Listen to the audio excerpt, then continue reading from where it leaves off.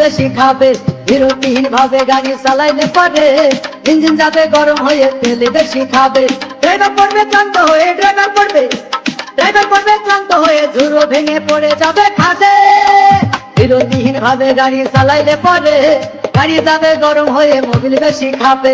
বিরতিহীন ভাবে গাড়ি চালাইলে পারে, ইঞ্জিন যাবে গরম হয়ে, তেল বেশি খাবে। দিনেশ মিঠু কিছুটাকা পূর্ব পাড়া।